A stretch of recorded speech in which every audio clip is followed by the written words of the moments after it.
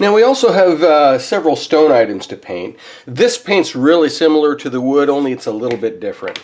We've spray painted it black, of course, and what we're going to do is we're going to take the same medium earth tone color that we had for the wood, and we're going to apply it just a little bit differently to it. What we're going to do is I'm going to get most of the paint out of the brush, but not quite as empty as I had done it with the wood.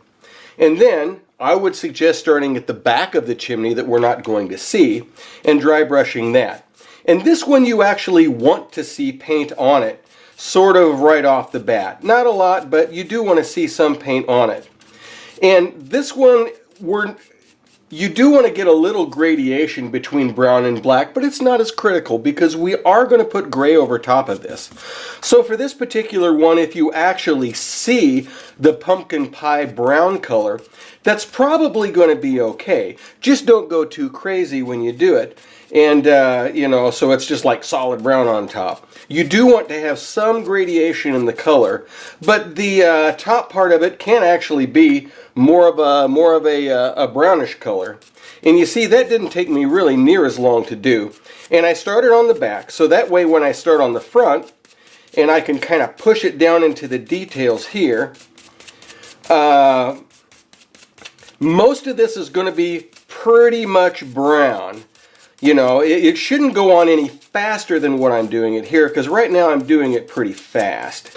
Now at this point after the first coat, it looks like everything is kind of a monotone color, kind of a grayish dark brown. It's more gray than brown, I think, because of the black coming through it. At this point, our paint probably on our paper towel is a bit drier. It's going to be a bit drier at this point, so I think what I'm going to do is pick it right up off the paper towel, and I am going to go ahead and put another coat on top of it. And this is really going to bring out the brown and bring out the highlights of the brown a little bit better. I don't know if you can see here, but that really is bringing us closer to the brown color that's, you know, that our paint that we're usually using actually is. I mean, compare this side to that side. Okay, you kind of see the difference there? So I'm just kind of bringing it up off of there, and I'm giving it one more quick coat here to try to bring that brown up just a little bit more. And I'm really wanting the brush to be a bit drier on this coat so that, you know, it brings the highlights more of the brown. Now once again, if you get a sharp edge of paint, you can just wipe your finger over it and wipe that sharp edge of paint off. Now there's a couple sections on the wood floor that are stone. We want to actually paint those stones. So what we're going to do, I'm using some of this blue painter's masking tape. This kind is a lot better. Don't get the cheap masking tape because it will stick down and it will probably never come up again. Or if it comes up, it tears, it doesn't seal well. It's just a bunch of things on that one. So what I'm going to do is I'm going to mask off this stone area that I've got here. And I'm just going to kind of wrap that tape under like that.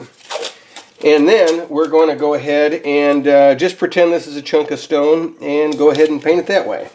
Now when painting the stone part of the wood floor, it's not really critical that you get the very edge. That's going to be covered up by chimney that's going to be glued there. So nobody's going to really see that anyway. Now to finish up the stone, we're going to use the light gray from the Castle Gray colors. So I've got a little bit softer brush for this, a little bit longer, softer brush than the other one that I had, because I just want to lightly go over the surface. I don't really want to jam much. I just want to hit the highlights of the edges, and this will gray this out a little bit, and it will also bring out the edges. You have all of those little cracks of stone. So be sure that you get most all of your paint out of it.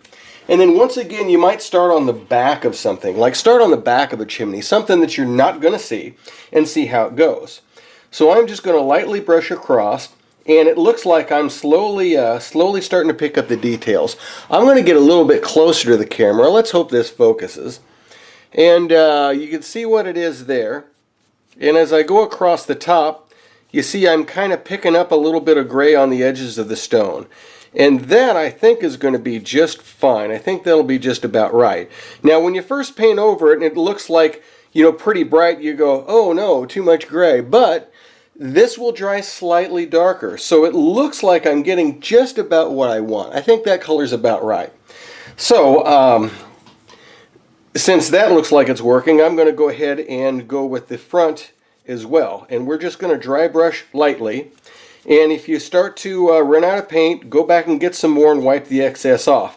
Now don't forget, we also need to do the gray onto the stone that's on the floor as well. So both the bottom and top floors need to have a little bit of extra gray over the stone as well.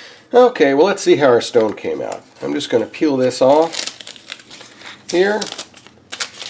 Yeah, that looks like it did pretty good. You can see there's a definite difference between the stone that's here and the wood that's there. And I think that looks pretty good.